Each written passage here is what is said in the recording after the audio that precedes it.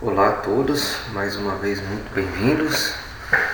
Estamos na reta final do nosso curso aqui, das nossas palestras. Espero que tenham apreciado até o momento. E dando continuidade, agora vamos falar um pouquinho do que ocorreu depois de Pentecostes, quando nós recebemos o Espírito da Verdade. Então tem algumas dissertações que também nos foram passadas pelo mundo espiritual. Os primórdios da Igreja Cristã. O que aconteceu àqueles homens a quem Jesus havia ordenado que saíssem para pregar a palavra do reino de Deus, a paternidade de Deus e a irmandade entre os homens? Eles têm um novo evangelho, estão ardentes pelo fogo de uma nova experiência, estão repletos de uma energia espiritual nova. A sua mensagem transformou-se subitamente na proclamação do Cristo que ressuscitou, Jesus de Nazaré. Inicialmente, eles batizavam em nome de Jesus. Passaram quase 20 anos antes que começassem a batizar em nome do Pai, do Filho e do Espírito Santo. O batismo era o único quesito para a admissão à comunidade dos crentes. Não tinham nenhuma organização, era simplesmente a Irmandade de Jesus. Esta seita de Jesus estava crescendo rapidamente e, uma vez mais, os saduceus preocupavam-se com ela. Os fariseus poucos se preocupavam com ela, visto que nenhum dos ensinamentos interferiam nas leis judaicas. E assim, o novo evangelho sobre Jesus foi se espalhando rapidamente por toda Jerusalém. E tudo andava bem até a chegada dos gregos, que se converteram rapidamente, porém, como não eram judeus, eles não seguiam as práticas cerimoniais e a adoração judia. E foram os feitos desses crentes gregos que acabaram com a paz entre a Irmandade de Jesus e os fariseus e saduceus. Os gregos começaram a pregar mais sobre o que Jesus ensinara, e isso os colocou em conflito com os demais judeus. Num dos sermões públicos de Estevão, um dos mais proeminentes dos gregos, os judeus irados o apedrejaram ali mesmo até a morte. Estevão, o líder da colônia grega dos crentes em Jesus, assim tornou-se o primeiro mártir da nova fé e a causa específica para que acontecesse a organização formal da igreja. Essa nova crise levou ao reconhecimento de que os crentes não podiam continuar com uma seita dentro da fé judaica. Todos eles concordaram que deveriam separar-se dos não crentes. E, um mês depois da morte de Estevão, a igreja em Jerusalém foi organizada sob a liderança de Pedro e Tiago, o irmão de Jesus, passou a ser o seu dirigente titular. Depois de Pentecostes, os resultados da pregação de Pedro no dia de Pentecostes foram tais que decidiram sobre as políticas futuras e determinaram os planos da maioria dos apóstolos nos seus esforços para proclamar o Evangelho do Reino. Pedro foi o verdadeiro fundador da Igreja Cristã. Paulo levou a mensagem cristã aos gentios e os gregos difundiram-na por todo o Império Romano.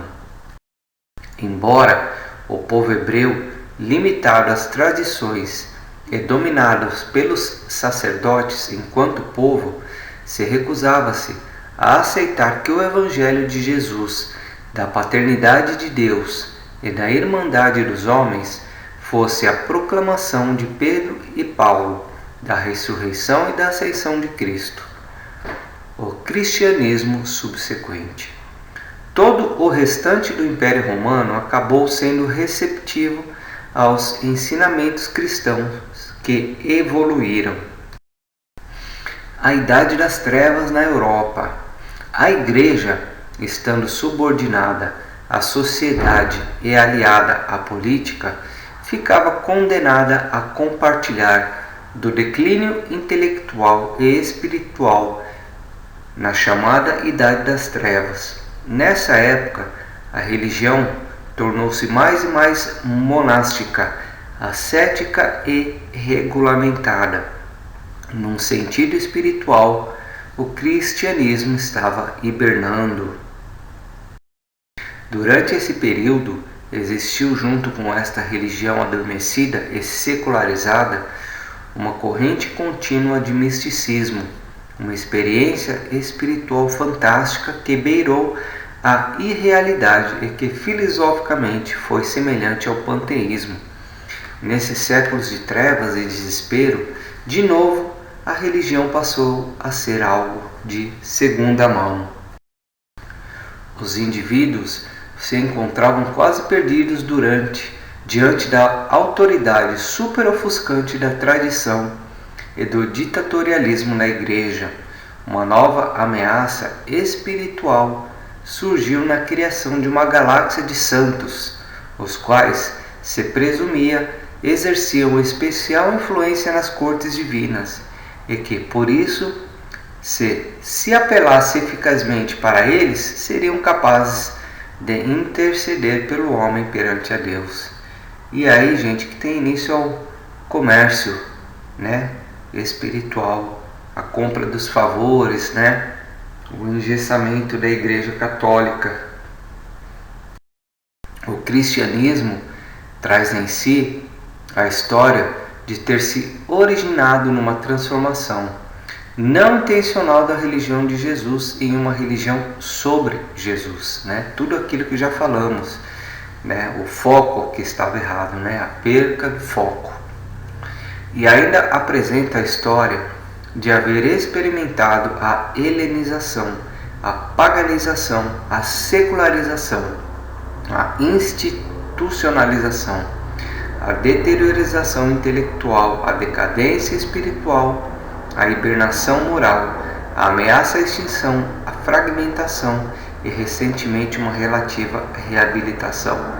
Por que tudo isso? Porque a igreja ficou tão departamentalizada, no surgimento do Papa, que era o representante de Deus, ficou tudo muito engessado, tudo muito burocrático, e aí o dinheiro entrou na questão, a política, e isso fez um mal danado, e está até hoje nessa situação,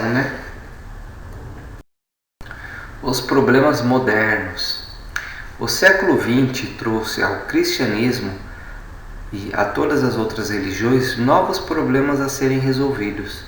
Quanto mais alta ascende uma civilização, mais premente torna-se o dever de primeiro buscar as realidades do céu.